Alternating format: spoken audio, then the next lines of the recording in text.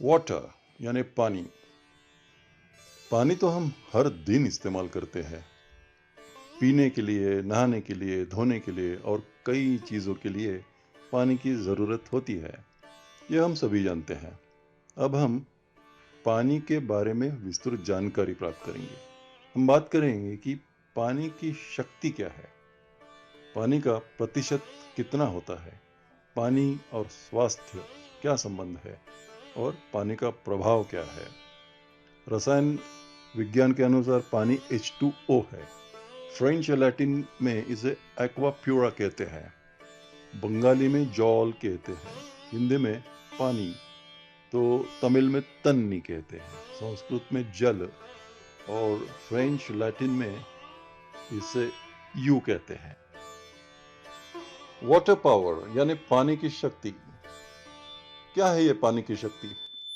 इसे 3 का नियम लागू होता है। हर नियम को जैसे अपवाद होता है, वैसे इस नियम को भी अपवाद है। हम जानते हैं कि पानी जीवन के लिए अत्यावश्यक चीज है। हम जानते हैं कि हवा के बिना इंसान 3 मिनट से ज्यादा जिंदा नहीं रह सकता। 3 मिनट के बाद वो मृत्यु की ओर बढ़ना शुरू होता है। हमें यह भी मालूम है कि पानी के बिना इंसान 3 दिन से ज्यादा जिंदा नहीं रहता और अन्न के बिना इंसान 3 हफ्तों से ज्यादा जिंदा नहीं रह सकता। उसके बाद भूखमरी से उसकी मौत हो जाती है। यह है 3 का नियम। लेकिन जैसे हमने कहा कि नियमों का अपवाद होता है, जैसे कोई 3 मिनटों से ज्यादा 4-5 मिनट तक भी हवा के बिना जिंदा रह सकता है, या कोई 3 से ज्यादा दिन 6-7 दिन तक भी पानी के बिना जिंदा रह सकता है, और ऐसे ही 3 हफ्तों से भी ज्यादा 8-9 हफ्तों तक भी कोई अन्न खाए बगैर जिंदा रह सकता है। लेकिन ये सब अपवादात्मक क्रियाएं हैं। Instinct of water. पानी की प्राकृतिक सहज प्रवृत्ति क्या है? पानी की स्वाभाविक प्रवृत्ति उच्च स्तर से निम्न स्तर की तरफ बहना यही होती है। हमेशा निचले स्तर की तरफ पानी बहता है। हम सभी जानते हैं कि आसमान से जो पानी नीचे आता है वो सागर की ओर दौड़ लगाता है। जब बारिश की वजह से पानी आता है नीचे, तो समुद्र के बाष्पीकरण की वजह से जो मेघ होते हैं और वो मेघों से पानी नीचे बरसता है, ये तो हम सभी जानते हैं। अब ये भी जानते हैं हम कि पानी या बारिश कहीं पर भी हो, उसका पानी सागर की ओर ही बहता है। अब जमीन पर पानी गिरे या उसके नीचे जमा हो जाए, वो अपना अपना रास्ता खोजते हुए सागर की ओर बढ़ता है, क्योंकि पानी की ये स्वाभाविक नैसर्गिक प्रवृत्ति ही होती है। पानी कहीं से भी निर्माण हो, हिमपात से जो पिघलकर पानी में रूपांतरित होता है, या जो बर्फ वो भी पानी में रूपांतरित होता है, या आर्कटिक और अंटार्कटिक जैसे पूरे बर्फीले प्रदेश जहाँ से पानी धीरे धीरे पिघलते हुए निकलता है, या हिमालय और कोई भी ऊंचे पर्वत राशि जो होते हैं, वहाँ से ठंडा पानी नीचे की तरफ हिम के रूप में, बर्फ के रूप में या पानी के रूप में बहना शुरू होता है, तो ये सभी पानी के स्रोत सागर माता की तरफ निकलते हैं, अपना अपना रास्ता ढूंढते हुए सागर माता को मिलने की यात्रा पे समझो निकल जाते हैं। ऐसे ही अपने शरीर के अंदर भी जो 72% पानी होता है, वह भी हमें काफी चीजों के लिए प्रेरणा देता है। धरती पर स्थित सागर या महासागरों के जल स्तर ऊपर उठना या नीचे गिरना, जिसको ज्वार भाटा कहते हैं, ये चंद्रमा की गुरुत्वाकर्षण की वजह से होता है। सागरीय जल को ऊपर उठकर आगे बढ़ना या नीचे गिरकर पीछे लौटना, इसमें चंद्रमा का गुरुत्वाकर्षण ही कारण होता है। सागर में जब ज्वार होता है तो उसके दौरान पानी 1 फीट चढ़ सकता है या 6-7-8 मीटर्स इतना भी जबरदस्त ऊपर उठ सकता है। अलग अलग जगह पे अलग अलग हमें नज़ारा देखने को मिलता है ज्वार भाटे की वजह से। जब पानी 8-9 मीटर तक ऊपर उठता है तो दूसरी जगह वो नीचे जाता है। जाहिर है अपने शरीर में भी जो 72% पानी है, उस पर भी काफी असर पड़ता है। हम देख नहीं पाते, महसूस नहीं कर पाते, लेकिन जैसे सागर में जब ज्वार के दरमियान पानी 8 मीटर तक ऊपर उठता है, लेकिन ये किनारे पे दिखता है। बीच समंदर में जहाज में बैठे हो तो वहां से नहीं दिखता। तो ये वहां तो बिल्कुल सब कुछ सामान्य लगता है। उसी तरह है, अपने शरीर में काफी हलचल होती है, लेकिन वो नजर नहीं आती।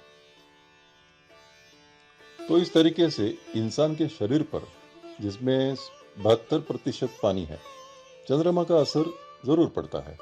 शायद दूसरे ग्रहों का भी पड़ता हो, लेकिन उसके बारे में जानकारी नहीं है।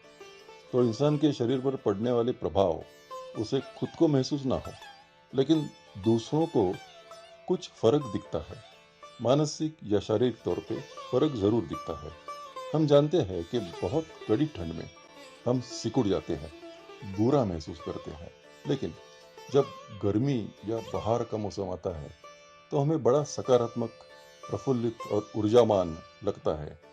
अमावस या पूर्णिमा के दिन हम सभी के आचरण में बदलाव पाते हैं। तीव्र बदलाव नजर में आते हैं, लेकिन गौण परिवर्तन दिखते तो नहीं है, लेकिन वो होते जरूर है। ह्यूमन इंस्टिंक्ट यानी इंसान की प्राकृतिक प्रवृत्ति। पानी जैसे सागर की ओर बढ़ता है, वैसे ही निसर्गतः इंसान की प्रवृत्ति रहती है। वो अपने अंतर्मन या आत्मा की तरफ आकर्षित होता है और उस तक पहुंचने की राह ढूंढता है। ये राह ना मिले तो उसे अधूरापन महसूस होता है। हमारी हर इंसान की स्वाभाविक भौतिक मंशा ये रहती है कि उसकी मूलभूत चीजें या आवश्यकताएं पूरी हो, जैसे रोटी, कपड़ा, मकान, इनकी आवश्यकताएं पूरी हो और हमारी भौतिक रूप से तरक्की हो। यह स्वाभाविक मंशा है। जब ये भौतिक आवश्यकताएं पूरी होती है तो इंसान अपने जीवन मूल्य की समीक्षा करता है और उसे सत्यता का एहसास होता है। शायद फिर परमात्मा या अंतिम सत्य की खोज शुरू होती है। ये सफर लंबा और बड़ा मुश्किल होता है। वाटर क्वालिटी यानी पानी की गुणवत्ता। पानी की गुणवत्ता सर्वोत्कृष्ट होना ये अत्यावश्यक है। शुद्ध पानी अनिवार्य है। शरीर में पानी की उचित मात्रा होना ये जरूरी है। प्रकृति में 70% पानी रहता है और पृथ्वी और सभी जीवित प्राणियों में भी 70% पानी की मात्रा होती है। चीन के एक्यूप्रेशर चिकित्सा में इसके अनुसार पानी में यिन गुणवत्ता होती है। पानी लगभग सभी चीजों में घुल मिल सकता है और सभी चीजों को स्वच्छ कर सकता है। सागर में बड़े बड़े जहाजों से गलती से या एक्सीडेंट से गिरा हुआ, बड़े पैमाने पे नीचे गिरा हुआ तेल जो साफ करना बड़ा मुश्किल रहता है, वो भी अंदरूनी मंथन करके, कुछ हफ्ते कुछ महीने लगते हैं, लेकिन अंदरूनी मंथन करके वो बाहर निकाल फेंक देता है। ये ताकत है पानी की। अपने शरीर के अंदर भी इसी तरीके से पानी सफाई करता है। हम ज्यादा गौर नहीं करते, लेकिन पानी में उपचारात्मक गुणधर्म जरूर है। गर्मी में हम ठंडे पानी से नहाएं तो बड़ा अच्छा महसूस होता है, ठंडक मिलती है। या गर्मी में ठंडे पेय पान से भी राहत मिलती है। ऐसे ही सर्दी के, जाड़े के दिनों में चाय कॉफी पीना ये बड़ा अच्छा लगता है। ठंड हवा में गर्म पानी से नहाना या सौना बात लेना, इसमें बड़ा मजा आता है। हमें झरने से आने वाले शुद्ध पानी या आसमान से बरसने वाला बारिश का पानी या ऊंचे पहाड़ों से नीचे बहने वाला ताजगी भरा बिल्कुल शुद्ध पानी बहुत भाता है। ऐसा पानी ठंडा हो या हल्का सा गर्म, हमें ताजगी और नयापन महसूस कराता है। नैसर्गिक झरने से बहता हुआ ताज़ा शुद्ध ठंडा पानी प्यास बुझाने में और सुकून दिलाने में बड़ा सक्षम रहता है। ये जो समाधान और शांति प्रदान करता है, वो बॉटल में मिलने वाला पानी कभी नहीं प्रदान कर सकता। पानी की शक्ति के बारे में हम जब बात करते हैं तो हमें यह समझना चाहिए कि ये शरीर के बाहरी और अंदरूनी बीमारियों को दूर करने के लिए उपचारात्मक पद्धति की योग्यता पानी में रहती है। पानी सफाई तो करता है, ताजगी प्रदान करता है, और महत्वपूर्ण बात यह है कि कुछ चीजों में पानी उसे निष्प्रभावित यानी न्यूट्रलाइज भी करता है। हमारे एक आदरणीय जवर गुरुजी थे, उनका अनुभव हम कथन करेंगे। हमारे जवर गुरुजी का एक 6-8 साल महीने का छोटा बच्चा था, वो बहुत ज़्यादा बीमार था। डॉक्टरों ने काफ़ी कोशिशें की लेकिन वो ठीक नहीं हो पाया, और ऐसे उन्होंने कह दिया कि भाई अब भगवान ही देख लेंगे, इससे बचाएंगे, हम तो कुछ नहीं कर सकते। जवर गुरुजी को बड़ी चिंता हो गई, पता नहीं लग रहा था उन्हें कि अब क्या किया जाए। जवर गुरुजी नया नया उन्होंने निसर्गोपचार सीखना शुरू किया था, इसमें प्राकृतिक तरीके से बीमारियां ठीक करना सिखाया जाता है।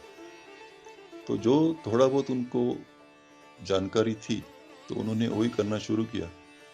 बिल्कुल खुली हवा में बच्चे को रखा, खिड़कियां खोल दी, दरवाजे खोल दिए, जहां सूर्य प्रकाश आता है वहां बच्चे को रख दिया, और उबला हुआ पानी ठंडा करके पिलाना शुरू किया। लेकिन दस्त बढ़ते जा रहे थे, 2-3 की जगह भी 4-5 दस्त हो गए। उन्हें चिंता लगने लगी, लेकिन उनकी पत्नी ने कहा कि यह सामान्य है। दस्त बढ़ते बढ़ते 7-8 होने शुरू हो गए, और बड़े कपड़े खराब होते थे, बार बार बदलने पड़ते थे, सफाई रखनी पड़ती थी। लेकिन उन्होंने दृढ़तापूर्ण तरीके से अपना उपचार शुरू रखा। बीच बीच में उन्होंने बच्चे को ठंडे और गर्म कपड़े से सेंकना शुरू किया। तो ये जो पानी या दस्त बाहर निकल रहा था, ये डायरिया नहीं था, ये रहा था कि अंदर की सब बीमारियां, विषाणु बाहर निकल रहे थे। तो ध्यान में ऐसा आ गया कि धीरे धीरे बच्चे की तबीयत सुधर रही है, और कुछ ही दिनों में बच्चा बिल्कुल तंदुरुस्त हो गया। ये चमत्कार कैसे हुआ? ये चमत्कार इसके लिए हो गया कि ये पानी की शक्ति इतनी जबरदस्त रहती है कि पानी ने अंदर का पूरा कचरा, विष, विषाणु, जो गलत चीजें हैं, वो बाहर निकाल के बच्चे को तंदुरुस्त किया। अब ये जो बच्चा है 60 साल का है, वो बड़ा निष्ठावान समर्थक है निसर्गोपचार का। अपने पिताजी से उन्होंने काफी कुछ सीखा है, और वही अभी आगे बढ़ा रहा है, और बहुत ज्यादा यश पा रहा है। यह है नेचुरोपैथी और पानी की ताकत। पानी में बहुआयामी शक्ति होती है। अंतर्गत चिकित्सा और उपचारों के लिए पानी कम या ज्यादा पिया जाता है, यह बहुत उपयुक्त है। पानी अलग अलग रूप से, जैसे चाय, कॉफी, औषधि काढ़ा या ठंडे या गर्म स्वरूप में इस्तेमाल किया जाता है। फिर है फ्लशिंग प्रक्रिया। उल्टी करा के पानी के माध्यम से पेट साफ करना, यह एक यौगिक प्रक्रिया से भी किया जाता है, या पानी के माध्यम से मल निस्सारण किया जाना, यह भी सामान्य है। इन चीजों से हानिकारक तत्व शरीर के बाहर निकाले जाते हैं। पानी से पतलापन आ जाता है और घन पदार्थ द्रव पदार्थ में तब्दील होने की प्रक्रिया होती है, ताकि वो बह सके और बाहर निकल सके। बंगाली भाषा में जल खाबो कहते हैं, इसका मतलब पानी खाओ। थोड़े हंसी आती थी हमें बचपन में, लेकिन निसर्गोपचार का अभ्यास करने के बाद हमें पता चला कि भाई हमें ये सिखाया ही गया है कि खाना पियो और पानी खाओ। खाओ का मतलब ये है कि पानी एक झटके में ना पियो, उसे मुंह में लार के साथ घुलने दो ताकि वो गाढ़ा हो जाए और पेट में जाके पाचन में मदद करे।